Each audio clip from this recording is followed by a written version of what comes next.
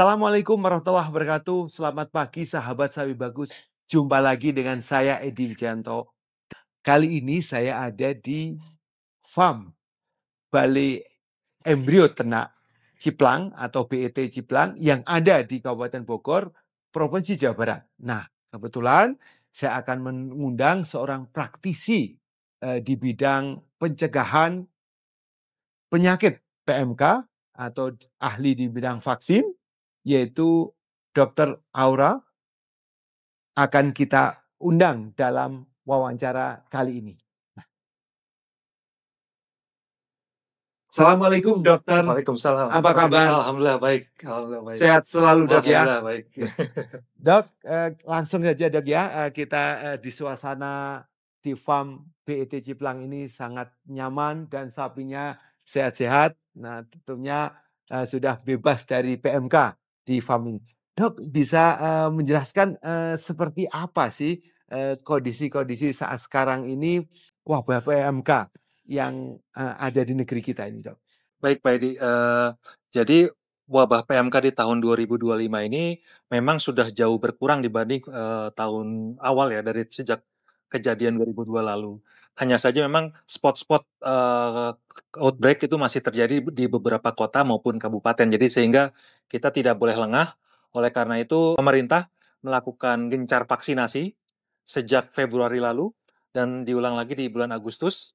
Jadi harapannya dengan setahun dilakukan 2 kali vaksinasi, ini bisa mempercepat pembentukan kekebalan pasif ke seluruh peternakan Indonesia. Proses program vaksin kan memang harus menyeluruh dok ya. Betul. Bukan hanya sekedar daerah-daerah tertentu, tetapi semua daerah-daerah di Indonesia dan juga dari segala strata. Nah, seperti apa dok pelaksanaan vaksin-vaksin ini? Kan ada yang model vaksin program dari pemerintah dan ada juga program mandiri dari masyarakat. Nah, seperti apa yang sudah berjalan sekarang ini dok? Ya. Jadi memang vaksinasi itu dibedakan secara pelaksanaannya ya. Jadi ada yang diberikan vaksinnya oleh pemerintah, mungkin di beberapa kota kabupaten yang memang secara outbreak-nya cukup tinggi. Lalu untuk beberapa asosiasi ataupun komunitas peternakan yang sifatnya swasta ataupun industri memang diarahkan untuk membeli secara mandiri. Karena secara akses pun vaksin PMK sekarang sudah banyak tersedia. Jadi peternak sebenarnya tidak perlu ragu dan sangat mudah untuk mendapatkan akses untuk melakukan vaksinasi. Nah, gitu. Nah, berarti kan untuk kesehatan hewan, terutama sapi maupun kambing domba, ini sangat perlu sekali dilakukan vaksin. Seperti apa dikatakan vaksin itu bisa efektif ya? Karena kan ada juga berbagai merek vaksin ternyata divaksin tidak optimal hewannya ini.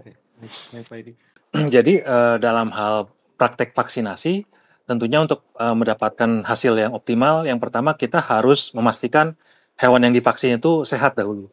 Jadi hewan yang sehat ya tentunya dia aktif, terus dia nafsu makannya normal, lalu dia cungur hidungnya dia basah dan sebagainya. Dan sedangkan kita hindari hewan-hewan yang terlihat sebaliknya. Jadi dia banyak lemesnya, tidak mau makan, ada kasus diare ataupun ada ngorok, ya batuk atau diare, batuk dan demam. Nah, itu kita hindari untuk divaksin. Nah, setelah syarat hewan yang sehat ini bisa untuk divaksin, maka kita juga pastikan bahwa pemilihan vaksinnya itu dilakukan dengan cara mencari vaksin yang memiliki strain yang cocok dengan isolat virus yang beredar di Indonesia. Setelah vaksinnya cocok dengan virus yang beredar di Indonesia, kita pastikan bahwa vaksin tersebut dapat menimbulkan kekebalan yang cepat dan berdurasi lama. Jadi kalau bisa sampai 6 bulan sehingga pekerjaan kita lebih efisien karena kita tidak perlu balik lagi ke kandang untuk bulan depan kita vaksin ulang. Jadi 1 kali suntik hari ini durasinya bisa bertahan hingga 6 bulan sehingga lebih efisien dalam hal melakukan vaksinasinya.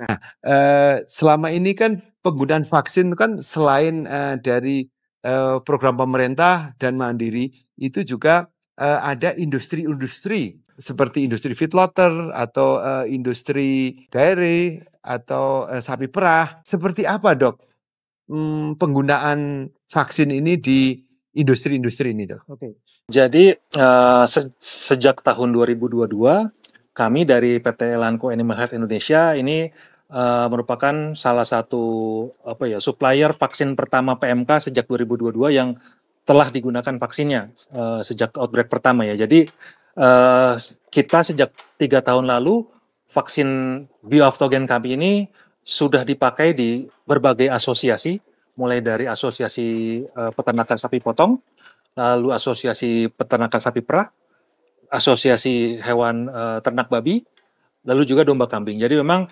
asosiasi ini sudah membeli langsung, jadi secara swadaya, secara mandiri membeli langsung vaksinnya. Jadi tidak menunggu program pemerintah, tapi mereka langsung membeli lewat Elanco seperti itu. Nah, ternyata vaksin yang diproduksi Elanco atau merek bioaftogen, Dok ya, itu ternyata sudah banyak dipakai di kalangan industri peternakan atau feedlotter dan juga industri sapi perah. Kira-kira alasan apa mereka ini kok memakai atau cocok dengan bioaftogen ini, Dok?